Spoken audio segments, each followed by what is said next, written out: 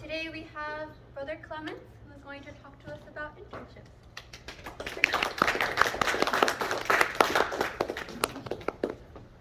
Very rare that I get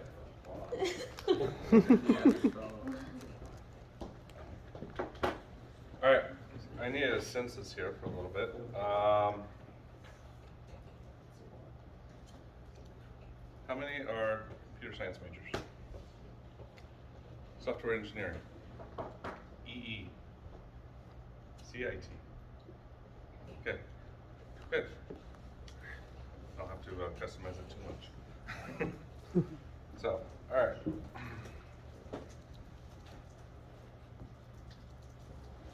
Before I get started, does anybody have any questions about internship? They're just like, I need this answer now. Yes.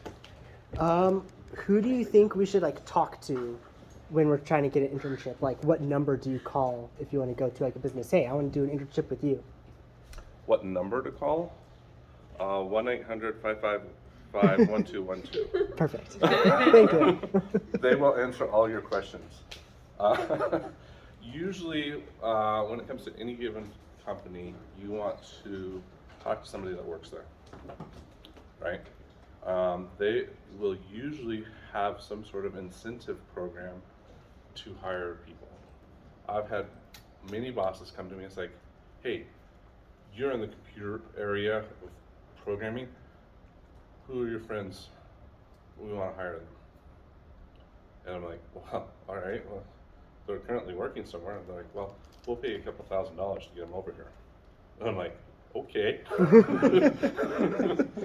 So networking pays on both directions, right? So that would be your first contact, is find somebody that works there. Find out what needs they're looking for, because you'll have to customize your resume just a little bit. Does that make sense? Yeah. So did that answer your question? Yes. Okay. Any other questions? Yes? How do you do a summer internship with our schedule? If possible? I will answer that question. If I do not answer that question adequately at the end, remind me to answer that. Okay, I have an entire slide on that. So, any other questions? Okay. All right. What is the purpose of you guys doing an internship? Pop quiz. Yes. Get experience. Get experience. You guys know what the chicken and the egg problem is? Which came first, the chicken or the egg? The egg. Sort the chicken and egg emojis in an array. Right? So, I don't know if you've come across this problem yet, but when you go and apply for a job, they want you to have experience. Do you have experience? No. So, Not in this field. so we require you guys to get an internship that gives you the experience along with the degree, right? Thus getting rid of the chicken and the egg problem. Okay? So, where do we find internships for programmers? It's a big, scary slide, right? Let me explain what this slide is, and then maybe it'll make more sense to you. When I've gone to several different schools, and programming classes usually come out of 4 different departments. And you're thinking, well, 3 of these kind of make sense. When I went here at Rick's College, computer science came out of the math department. Okay?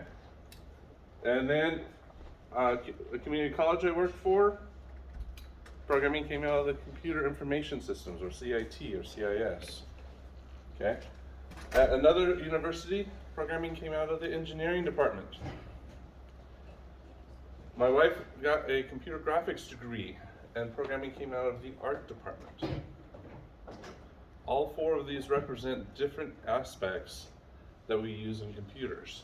So, computer engineering, electrical engineering comes out of the engineering. We have software engineering, which is kind of a bridge between the two. We have computer science, which is mostly math-based. We have computer information systems, which comes out of the business department. And then we have computer graphics that comes out of the art department. All of these other smaller ones are related areas of interest in programming that kind of correlate to these. We also have some soft skills now, not soft skills, but soft subjects, degrees, and we have some of the hard skills up here, right? Like geology, sciences, chemistry, biology, right? All of these things tie into computer science or programming, sorry. So for example, if you want to go into web design, more computer art type of things. If you want to do tech writing, business, right? Programming hits pretty much every single field out there. So the question I have for you is, where do you want to go? Right? I even put dance up here. Right? Is dance on here? Yeah, dance. Good language psychology. Yeah, why would dancers want programmers?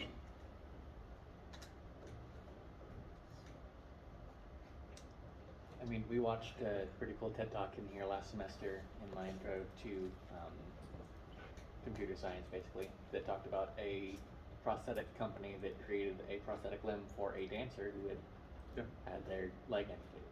Yeah, and so somebody has to program that leg, right? Or if it's beyond just the mechanics of it, right? There's also the business aspect, programming the software they need to run their business, right? There's a whole slew of things. I will bet you a candy bar, if you go to any job fair and you talk to every single, you try to find a company there that is not interested in you. Whether it's programming networks to programming computers. If you find one and it's like, yeah, these guys were not interested in programming, I'll buy you a candy bar. So when you go to the job fair and you're like, oh, there's only 2 companies that are looking for programmers. Is there? Talk to them all. You'll be amazed at what, like, oh yeah, we have an IT department over here. Like, great, can you give me my resume to them? Right? Really good. And you'll be like, wow, I didn't even know they hire programmers, right? Okay. All right. What is the difference between an internship job and the internship class?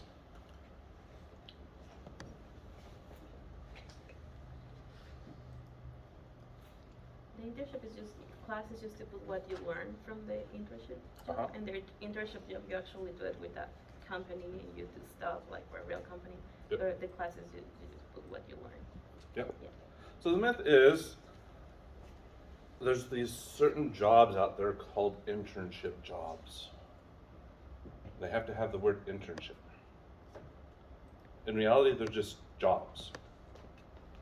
And in order to get into the internship class, you need a job. Does that make sense? The class actually is really easy. Okay, it's an actual class that you have to take while you're doing your job.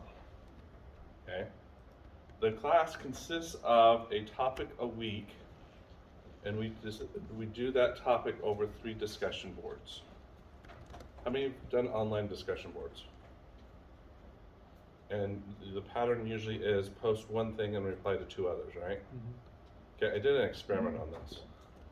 I don't like them, by the way. I'm pretty sure you guys sympathize with me on this. Okay, and I'll tell you why. Okay, the first posts were all due on Wednesday night, so on Thursday morning, I went in and I copied it all the posts and put them into Word. Guess how many pages that was? For a class of about 30 people. What's that? 15 pages. 75. Mm. Okay, I'm okay reading 75 pages out of a textbook, right? But there was no replies yet. So the assignment was due Saturday. Everyone had all the replies in. So Monday morning I went in and I copied everything out of the discussion board and I put it into Word. And how many pages do you think there was? 80. Not quite. A little bit more. Oh, A little bit more than 100. that's painful. So people were actually Multiply that by 3. 300 pages. So I'm like, there's something broken here. Okay, how big is a textbook? Anywhere from 200 to 1,000 pages. Yeah, a small textbook is about 300 pages, right? So pretty much every week you're reading a textbook. Okay, so I was like, okay, I need to fix this. So what I do is I put it into a stackable discussion board. The first post goes into one. The next discussion board, if you have another post that you go and look at other people's discussions. And then the last one sums up everything. So for example, if we're gonna, one week we talk about health benefits, which is a fairly good topic to talk about, right? So everyone's gonna research their own company's health benefits and then post answers to the questions that you post for that, right? The second one is you go and read 3 or 4 of those and you put in a summary for that. And then the last one I really like. How many have been ministered to, home taught, or visited taught? Okay. What's the last question they give you? Can I do anything for you, right? And what's your typical response? No. No. Then they leave. And then like 5 minutes later, you're like, they could have helped me with that. Okay, same thing happens in a job interview. Okay, you've been in a job interview, they've been asking you questions upside, downwards, backwards, and you're for like 4 to 6 hours. You're like, whoa, that's scary. I've had ones that are close to 5 minutes too, so, right? Averages out. Right, and so you kind of move your head a little bit, right, after the 4 hours of being interviewed, and it feels like there's water on your brain, like you've drinking too much water, right? It kind of goes squishy, squishy, right? So what happens is they then ask you this question at the very end. Do you have any questions for us? And your answer would be, no. I want to go home. I want to go home. Right? This last discussion board, you're going to come up with 4 to 5 questions that you would either ask at a job interview, to a recruiter, or at a job fair about that topic. So what I expect you to have is about 10 to 12 sets of questions that when they say, do you have any questions for us? You're like, my turn. And you pull out a sheet of paper, and now you have a series of clever questions. But what's nice about a discussion board is you might come up with some very clever questions, but so will all your classmates. Feel free to collaborate their questions. Right? What's really nice is we have about 40 to 60 students do internships every semester.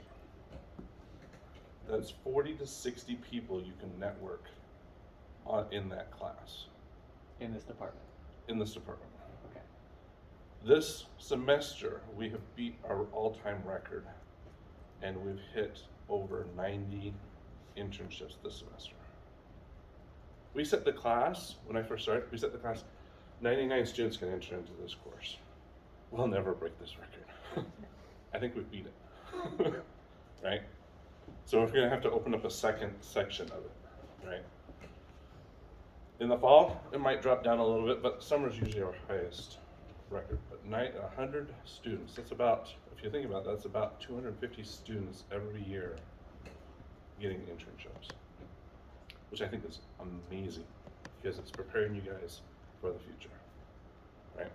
So the class is set up with 3 discussion boards covering a variety of topics that you will be prepared for when you interview at a job fair or to a recruiter. Do you guys know what a recruiter is? Yeah, somebody that's trying to get you hired. Get friends with them on LinkedIn, right? Like, I have a job for you. Great. Right? Okay? So, in order to get into the class, you have to have a job. Okay? The job has to be 500 hours plus or minus 100 hours. Like, that's a lot of hours. Right? That's actually full-time 40 hours a week for 12 to 14 weeks. Okay? Now, we have Walmart, who I love. We all love going to Walmart, right? They hire our students, hire you guys, right? But their internship is only 350 hours. Sorry, Walmart, you can't have our students, not 500. No, not really. We'll accept that at 300. If the company says, hey, our internship program is only 300 hours, you're good to go. Now, if you come to me and say, you know, I only really want to work 250 hours or 300 hours, and so I'm only gonna say I'm available for that, and I'm gonna say, not quite. It's the company dictating that, right? Okay. Any questions on that? Also, it has to be your job, towards your degree, right? So, litmus test for this: are you programming? Makes it real easy, right? If you're not programming, there's a series of other types of questions I will start asking about that. Okay. But if there's some sort of programming aspect that makes it a little bit different than a CIT internship. Yeah. So there's an internship A and internship B class. I'm guessing that's so that if you've got a full-time job, you can take A and B at the same time? There is senior project A and B. Oh.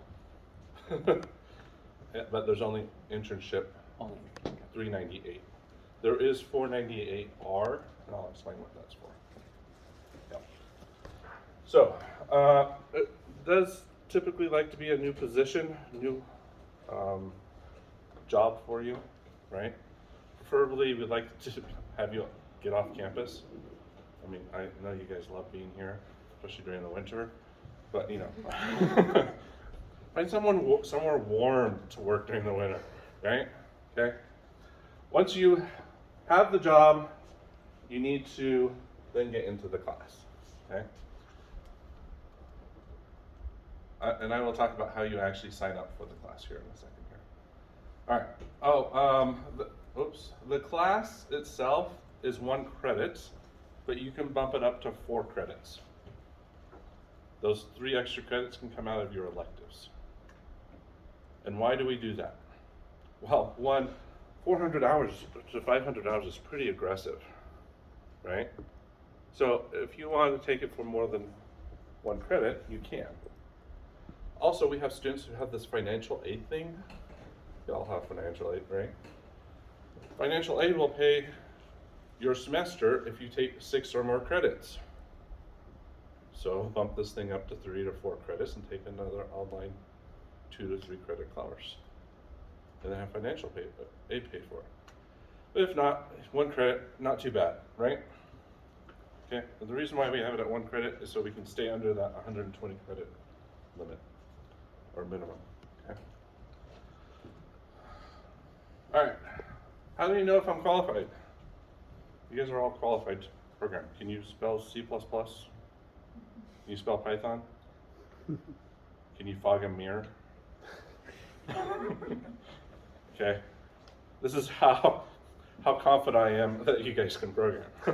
Okay, minimum, usually we've set 310 being the prerequisite for 398, because 310 finishes up your programming certificate. You finish 310, go down to the registrar's office and say, hey, I want my certificate for the programming certificate. You can do that piece of paper before you graduate. You can apply over in the website? Yes. Yep. But literally,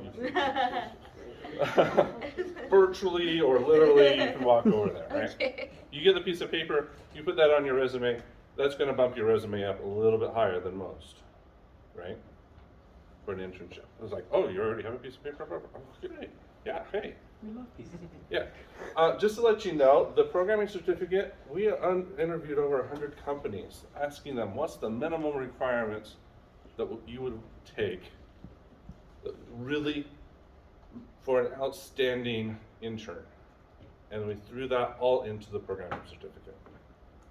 Okay, so you take 310, you complete 310, we feel that you can fog a mirror and spell Python and C++ and Java.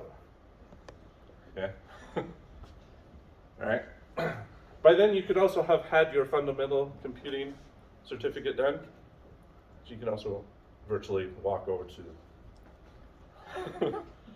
the office and say, hey, I want my certificate also. And then you have 2 pieces of paper on your resume, which is going to bump up your resume a bit more on the stack. Okay. All right. Where do I start looking for an internship? Okay. First thing is apply to everything online. Great strategy? It is a strategy. It is a strategy. Is it a good strategy? No. No. Your odds of actually getting a job is about 1,000 to 1. 4 out of 3 statistics are made up on the spot. Nice. Okay, just a disclaimer there, the numbers are semi-fictional, but they're about in the same ballpark. Okay, your odds of getting a job are not very high if you just go out and randomly apply to jobs online. Okay, if you can get your resume through HR, it boosts that a little bit higher. And let me explain what happens in HR. Okay, you guys know what HR is? Hiring resources, human resources. So manager comes down and says, hey, I need a new employee. I think an intern would be great, or an entry-level person would be great. I need about 10 resumes to look at. So some poor intern HR person is assigned this task. They go to the computer pulls 100 resumes out and says these are the best things based off of our AI algorithm. Now there's 100 resumes, and your resume is stuck in one of them. Is one of them. Okay? The HR intern who knows nothing about programming looks at the job description and pulls out maybe 10 words. Right? And then starts flipping through the resumes looking for things that best match. And what happens if it doesn't match? It gets photocopied into the shredder. Right? And if it does match, it's one of those 10. Those 10 then get sent to the project manager, who then proceeds to look at the 10. No. He hands them off to an employee and says, what's your opinion on those 10? And you're like, ooh, interesting. Ooh, this one looks good. This one looks good. Right? And guess who you are? You're the network person. Right? You're the guy that says, oh, I have a friend over here. Right? And in goes your resume. Okay? Then finally, interview. They pull 3 people and they say, okay, we have time to interview 3 people. You go through the interview. That's where your resume gets replaced by you. So show up nice. Your resume look nice. Right? Okay? And then you get a job offer. Job offers are nice, by the way. Right? So here's a little video game that I'm kind of showing here. Right? Leveling up. All right. Or you can cheat. You guys like cheating? Right? So the first one would be our CSE Majors iLearn course. It looks like this. It's an iLearn.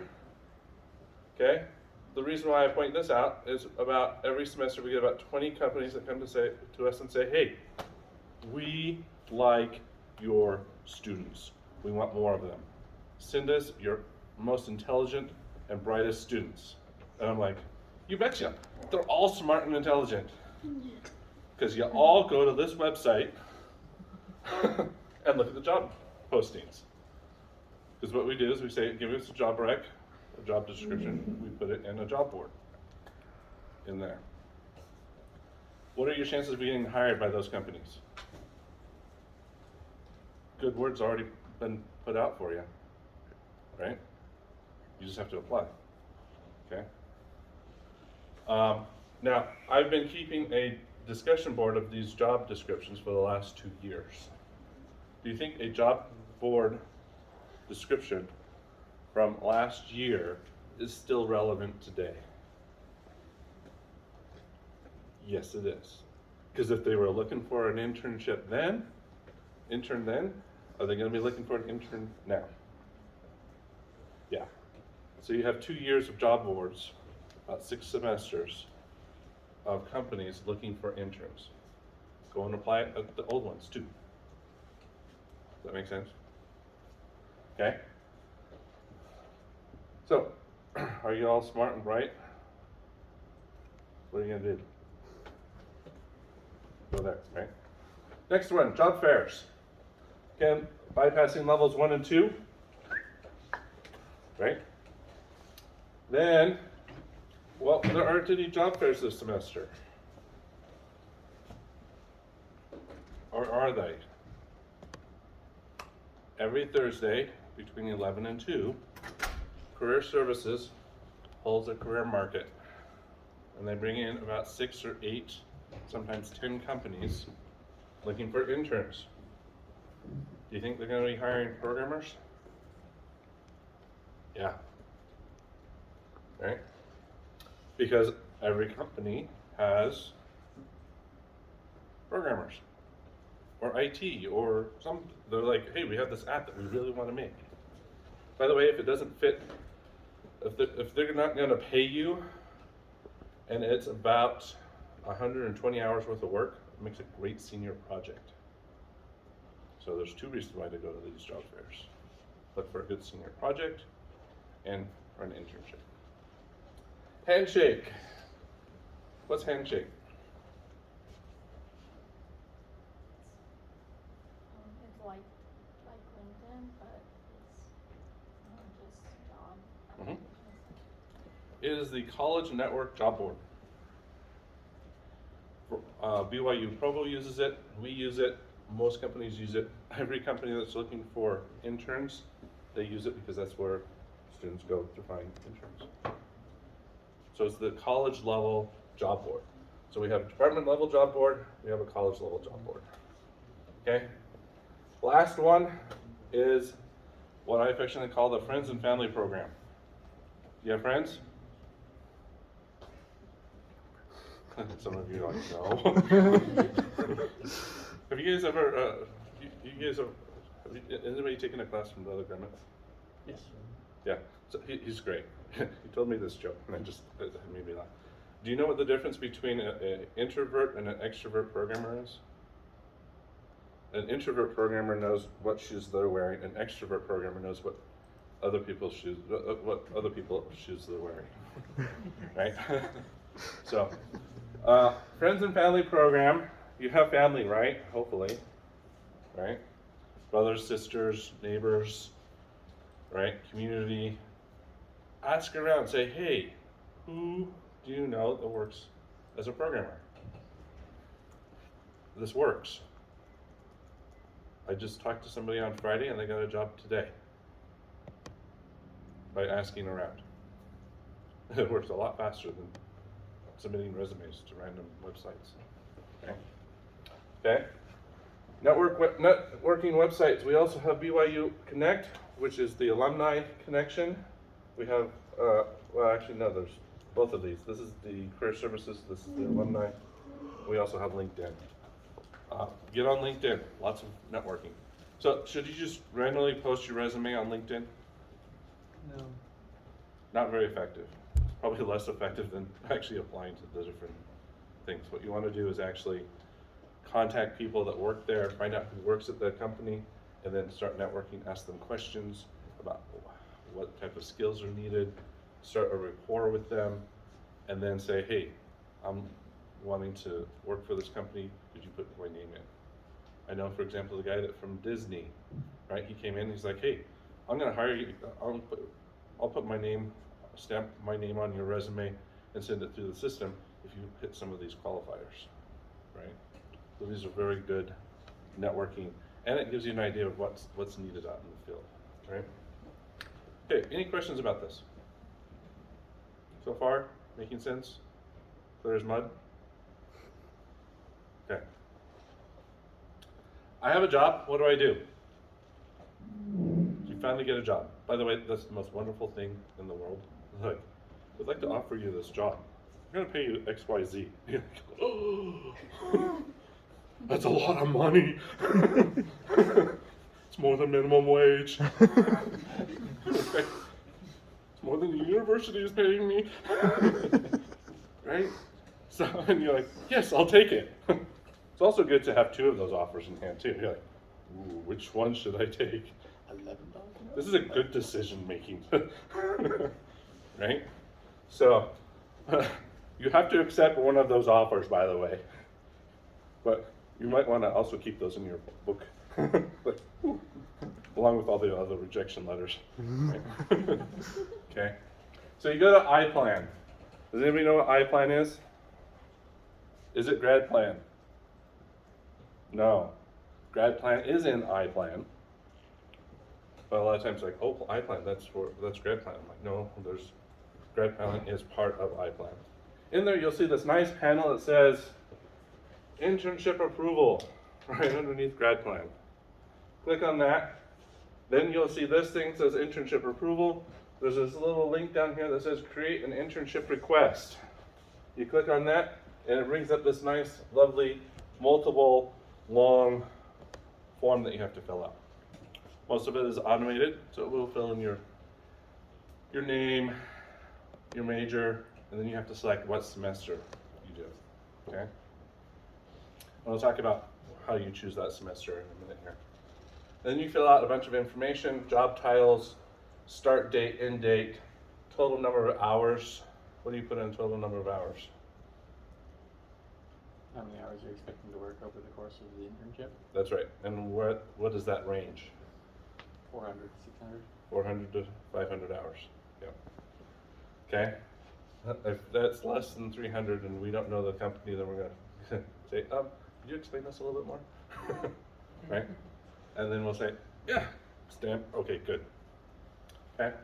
Fill this form out. It's going to bounce around the internet a little bit. So as soon as you hit submit, several emails are going to be sent out. One's going to be sent out to the person that's approving this internship. Currently, it's Justin Hodges in Career Services. I can tell you his email address if you want to spam him. Right? He actually has a set of interns, or a set of, not interns, but student employees that helps him out with this, and that's why we uploaded it to him. They're pretty quick on that. If you're an international student, it goes to the international office, and they start the I-20 process for you, which is really nice. Okay? Then I'll also send out an email, if it hasn't already been signed, a internship agreement with the company saying this is for an internship. Okay? Once those three things have been approved, then it comes back to Career Services. They do the final approval, and then you can register for the class when registration opens. Can I register for the class after the semester has started? Yes. If you get an internship about halfway through a semester and you're like, hey, I want to have a job now. Can I get internship credit, please? The answer would be yes. We will approve it up until about 3 or 4 weeks before the end of the semester. Otherwise, we're like, okay, let's figure out the best window that this will fit in. Okay? Okay? So where do you go to get into the class? iPlan. Okay. I haven't put you to sleep in the back, have I? Good? All right. Okay. All right. When should I take my internship? We are aiming for you to take your internship on your off semester between your junior and senior year. That's the target. Will that work for you all the time? No.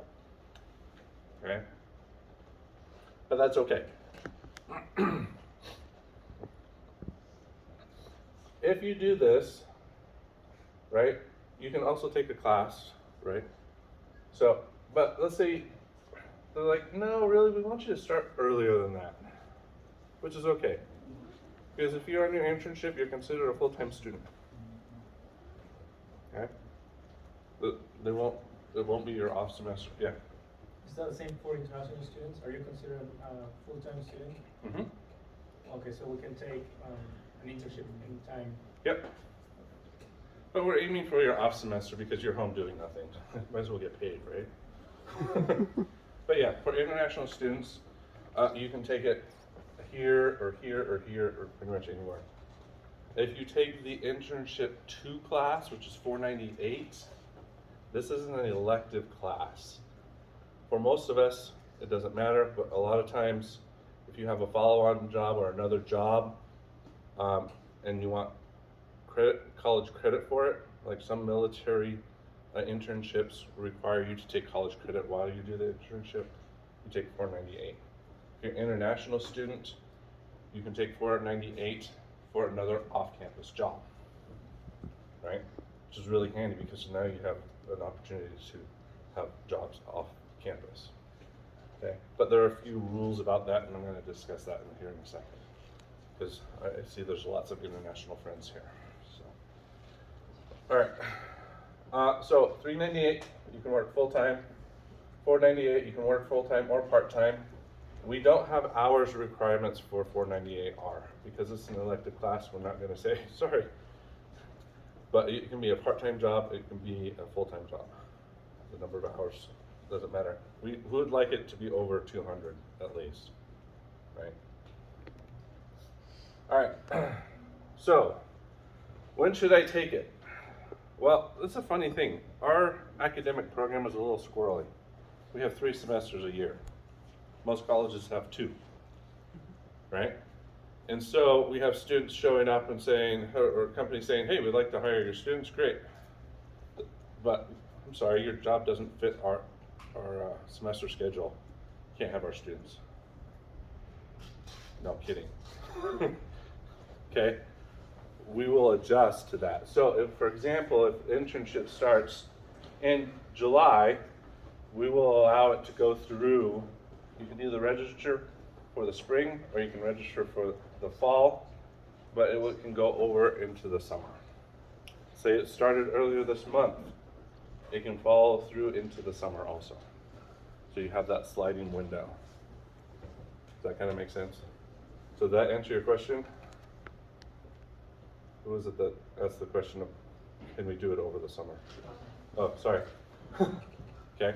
So yes, you you take the internship class either the semester before or semester after, whatever fits that window the best. Okay, summer is usually the tricky part. The fall and winter usually not too much of a problem. So, any questions on this? Yeah. Yeah, so like, if it was like somewhere like in between, like one of them is like over partially in the spring and partially in the fall, like how would you go about like registering for classes in that? Registering for classes? Like, would you register for like normal classes too, or because it's kind of in the middle of both? So Yeah, you'd probably take the rest of the semester off, right? Or you say, well, you know what, I'm finishing up classes here, working part-time, and then it's going to fall into fall, so I'm going to take fall off. Or well, not really fall off, you're just going to do the internship for the fall. Does that answer your question? Yeah, so you want to figure out how it best fits you. You can still, let's say you're in the middle of the semester and you get a job and you're like, hey, I got a job, yes, right? And you're like, hey, I want to start the job early. I think I can load balance everything. You can still register for the class for this semester. The registration for the internship class does not follow the same rules as your regular classes. As soon as you're approved to register for that class for that semester, you can register for that semester. So I have had about 5 students this last week who just registered for the internship class for this semester. Right. If your internship is part-time, 20 hours a week or 30 hours a week, you can pick the best semester in that 6 months to take the class. Okay? We do count part-time, but it has to be 6 months, 4 to 6 months if you're doing a part-time internship. Okay? How should I prepare for my internship? Well, get some work experience. Right? Do a part-time job. Do some tutoring. Be a lab assistant. Be a teacher assistant. Get an off-campus tech job. Get an on-campus tech job. Right? Lots of opportunities out there. That way, these things are on your resume, and you get over the chicken and the egg problem again for that internship. I always love it when I see entry-level job, 2 to 4 years prior experience. I'm like, really? That's not an entry-level job. That's a beginner-level job. Somebody can't count, right? But the more experiences you have, more things you can put on your resume. I will say, most companies now are looking at your personal projects. They know what they want to distinguish all of you from you, and they will look at your personal projects. So you'll also want to work on some of the projects. Society projects. Shocking. Right? Lead a society project. Do some personal projects. We have expeditions to different companies. Go visit some of these companies. Get your foot in the door. Right? Attend some competitions. Do some ALPS and basic and ALPS advanced. You guys know what that is? So there's a nonprofit organization that spun off from BYU Business Center. It's called the Research Business and Development Center, the RBDC. And they sponsor these projects. They work with about 300 to 400 different companies. They do some business and analytics for them. And the business analytics folks are like, hey, we think this is a viable product. Do you have any programmers? And we're like, huh, by the way, we have about 400 to 500 students, programmers, that are looking for job experiences. And they're like, hey, we need about 400 to 500 students. And we have opportunities for experience. So contact the RBDC, Research Business and Development Center. They're located here in Rexburg, in City Hall. You guys know where Ace Hardware is? On Main Street? City Hall's right next to it. Right? So go down and visit them. And they run these ALPS and ALPS Advanced projects. You also want to prepare for your senior project. Attend some professional conferences that are local to your area. All right, international friends, CBT. 398 is required for graduation, so you can take it on your on semester, off semester, and you can work 40 hours.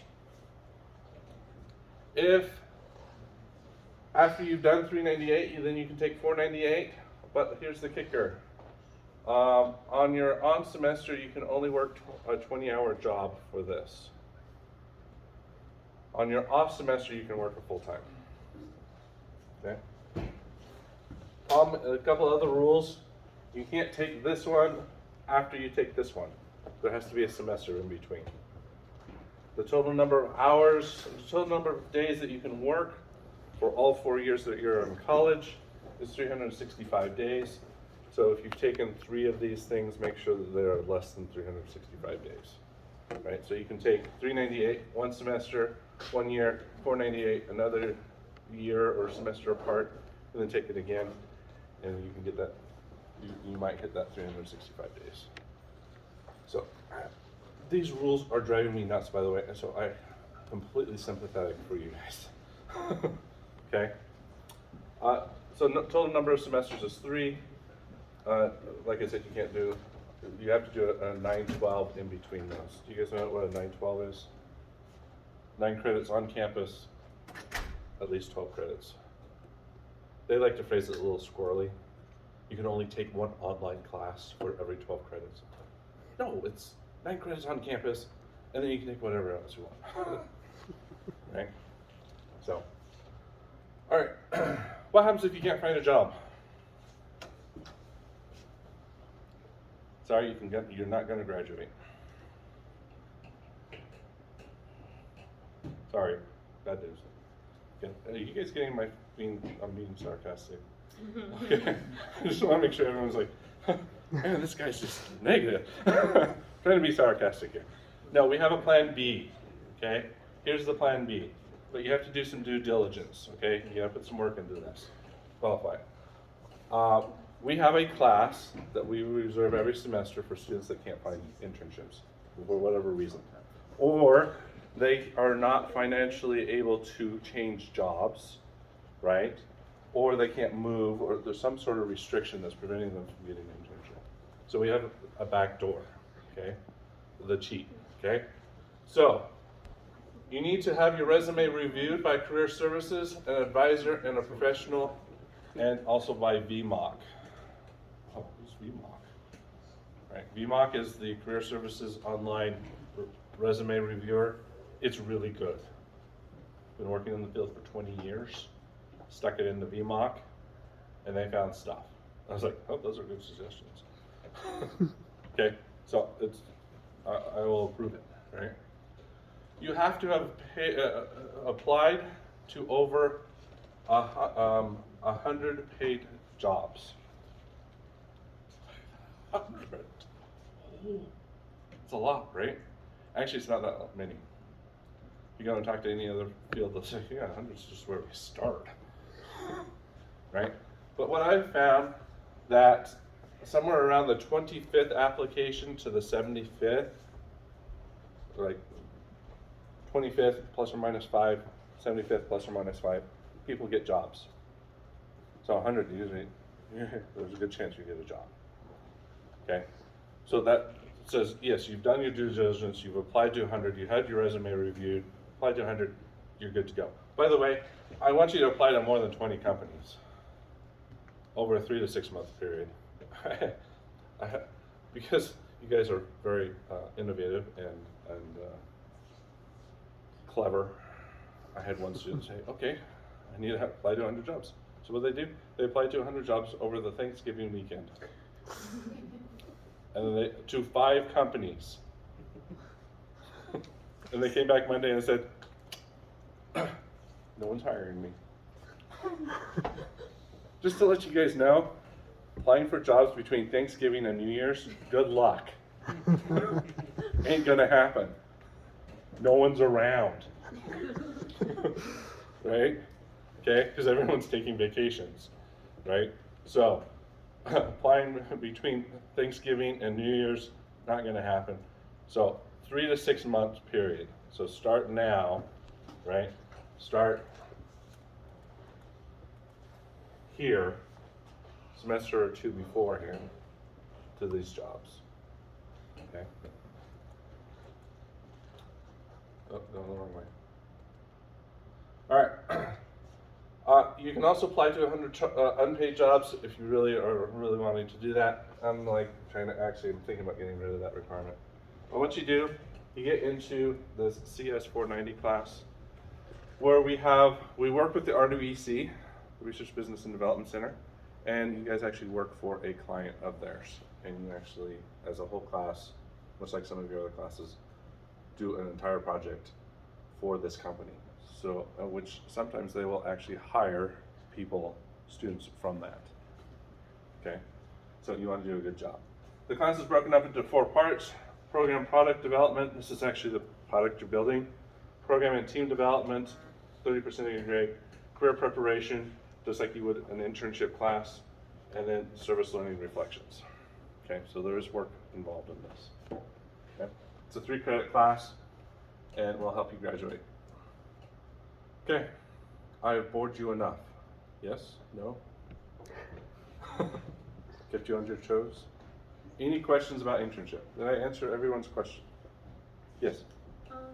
So, what if you're really close to graduating and you haven't done the internship or applied? Is there a way that you could do it like after you take all your classes or like during the 7-week summer break? That was like 5 questions. Okay. During the 7-week break, we do not offer the internship course. Okay, so it will have to either be for fall, or it will have to be for, if you get the job in the next week, great, then you can apply this semester. If you are here in your academic career, then you're gonna start looking at the CSEE major study learning course and get a job. That would be your best bet, right? So if you're a senior and you're here, this is, or say, look, Brother Clements, I really want to get into this course. Convince me how. I've been doing my research and applying, right? So at the end of the semester, if you haven't found a job, here, come talk to me and we can get you into this class in the fall. This is plan B. Because I've had a lot of students. I get about 5 to 8 students a semester that fall into this category. And this isn't like the dunce class. This is, you guys are all brilliant students, okay?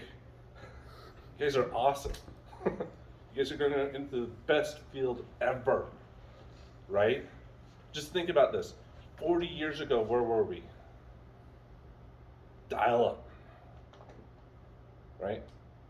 By the time you guys are finished your professional career 40 years ago, you can't imagine what we're going to be hitting, right? This is an awesome field, okay? So, if you feel that you need to get in this class, let me know. We're going to have to arm wrestle, and then you can beat me, right?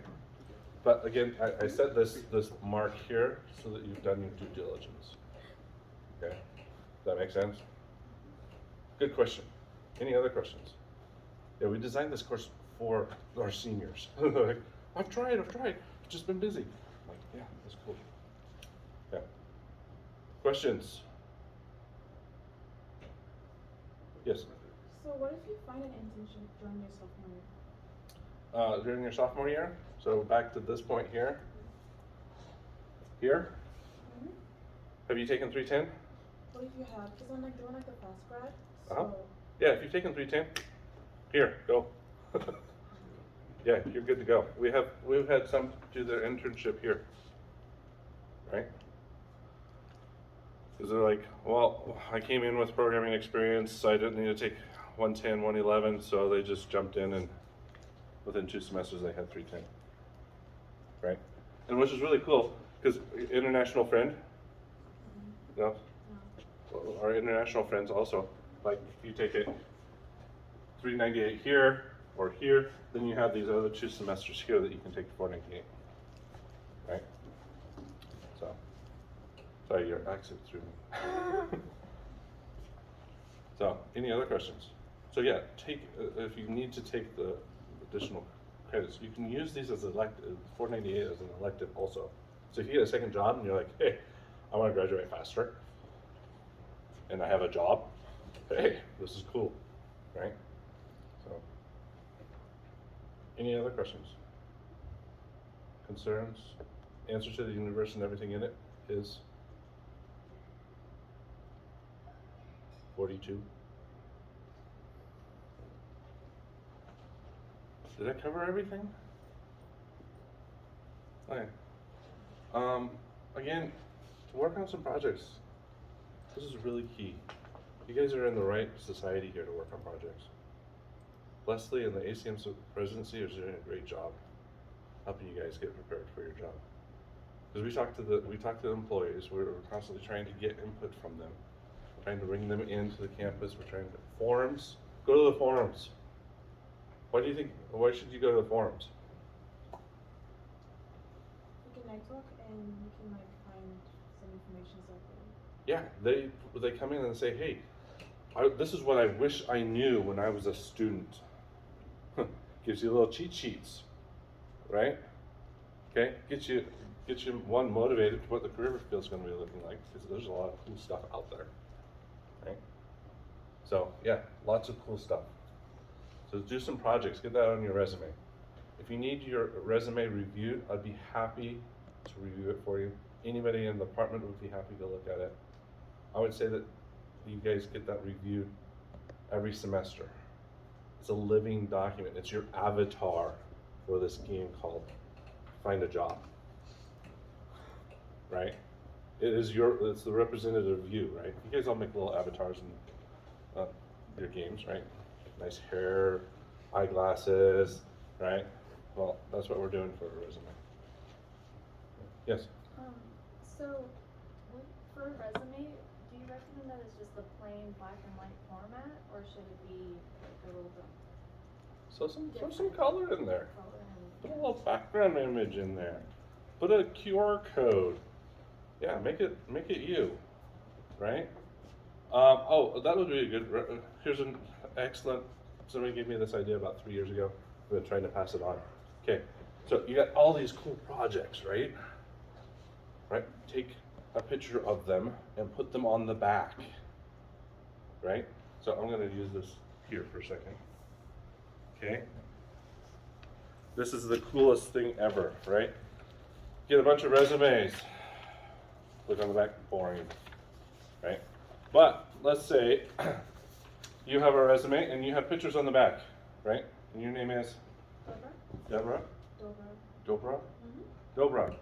You go up and you're talking to somebody and it's like, hey, by the way, I have these really cool things that I did, and here's a picture of them. This is my project, and this is another project I did, and this is another project, and this is an internship company I worked for. All these different pictures. Pictures are worth 1,000 words, right? And of course your resume is on the other side, right? So they put it in the pile like, ooh, this is a really good resume. And then they talked to about 20 more people, and they're like, oh man, which one was it? And they're like, oh, I know, it's on the back.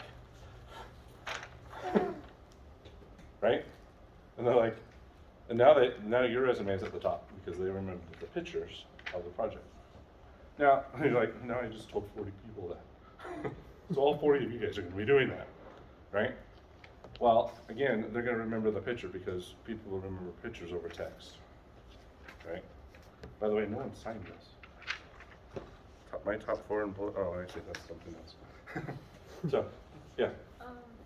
When you mean like a picture of your project, what type of project? Like a code you made, or like a little Screenshot. program?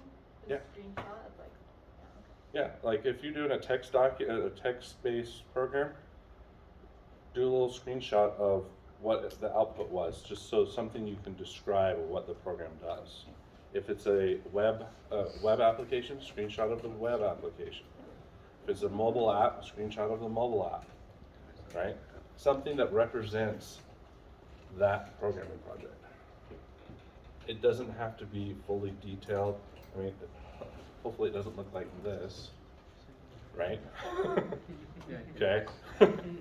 It could simply look like these. Okay. Right?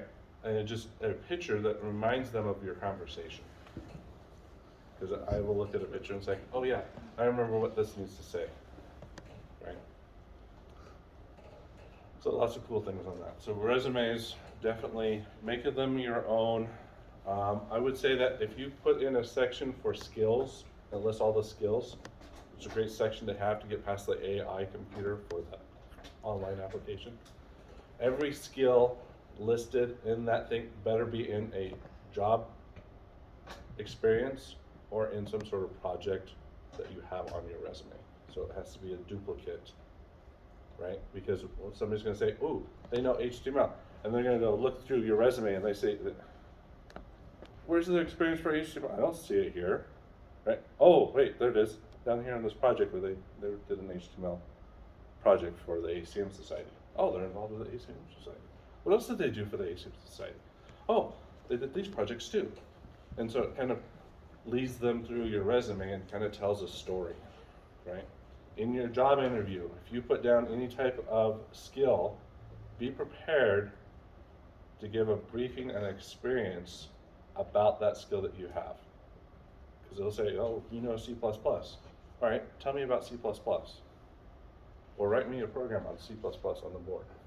Or Java, or Python, or something like that, right? So if you put it in there, make sure you be prepared to be interviewed about it. Because legally, they can ask you anything on your resume. They can't ask you about your political affiliation unless you put it on your resume, right? By the way, if you served a mission, put that on your resume. Great skill. Lots of people get hired because of that, right? Okay. Church calling, sometimes you can put it in there too. Worked for the Boy Scouts. Awesome, right? lots of cool things you can put on there. Projects, side projects. One more thing I want to give you. Sorry, I'm running about 5 minutes over. My opinion of a cover letter. Okay? Cover letter will do 4 things for you. It is the bridge between the job description and your resume. You need to identify 4 things. 1, how you qualify for that job description based off your skills in your resume. 2, what things don't quite match but are equivalent. Like for instance, you know Microsoft Visual Studio Code, and they're asking for Eclipse. You know what an IDE is, Integrated Development Environment. So you're going to identify those things that semi-match. Third thing, things that you're going to work on that don't match your resume, but you're going to research to find out by the time they interview you, because you're confident that they're going to interview you. Fourth thing is what you like to do for fun, because people get hired for fun. It's like, you like fishing, great, you're hired. Because all the other guys have no clue how to tie a knot, right? Okay, so what you like to do for fun. So that's your cover letter. How it matches, what's equivalent, what you're gonna do to improve, and who you are. What do you like to do for fun? So if you have that cover letter, people are like, oh, who's gonna read the cover letter, by the way? The intern? No. HR? No. Yeah, the project manager. Where do you go? Here you go. This guy's gonna read the cover letter, right? So when you hand it to your friend who takes it in, he's gonna have a cover letter and resume. He's gonna read that cover letter and like, hey, this is a pretty good guy. He's smart. He identified everything here and how he's gonna risk mitigate any problems. When it comes to a job description, by the way, if it's a 40 to 50% match, apply, because it's a wish list for them, right? It's like, you guys have that Christmas wish list? Your parents said, okay, put all the things you want for Christmas, right? And so you put down all the things, and then you realize that if you put a new car, a new pony, they're not gonna get you those. But if you put the top thing on as the third thing, you're gonna get it, right? So when it comes to a job resume, a job description, they're gonna say, okay, what is this, who are we replacing? All right, we're gonna write down all the requirements, right? And then we're gonna add a few more things in it. So it becomes a Christmas wish list. So apply to 40%, then address the rest. Okay? Any other questions? Good questions, by the way. I hope you don't mind me talking for 10 more minutes. So, if not, the tide will keep you entertained. Right? Okay. I hope this time was worth. So, if you have any questions, I'm upstairs, literally right there. Come talk to me. My job is to help you guys with your internship, your senior project questions. That's part of my responsibilities. I'm the poster child. Not very good looking, but you know. Right. I'm not breaking cameras. Okay. Any other questions? Yes? Is it realistic to start looking for an internship now and have one from end of this semester till December, or is that probably too short a timeline? Now until the end of the month might be unrealistic. Okay. Again, the bigger the company, the longer it takes to get your resume through this chain. Okay. Startups usually 2 to 3 weeks. Friends and family program, easy as a weekend, right? Again, those are rarity. Usually it's about 3 to 4 weeks. Okay. You apply, you don't hear anything, but all of a sudden they call you up, right? I had one job that took them 4 months before they responded back to me. Some of them just will ghost you. That's why I said just keep track of those 100 in a spreadsheet, text document, I don't care. Just say, hey, I have 100, and you send it to me. I'm like, yeah, close enough. It's like, I only have 98. Can I still get it? Yes.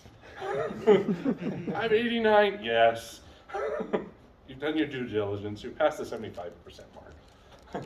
You'll either get a job by the time you actually register with a class, or you'll get into the class. So, yeah, so between, if you're trying to get a semester thing for next winter, you got plenty of time. If you're trying to get one for the fall, you got about 50 to 75% chance. Which are pretty good odds. Yeah, good questions. Okay, I'm ready to go home. You? All right. Floor's yours.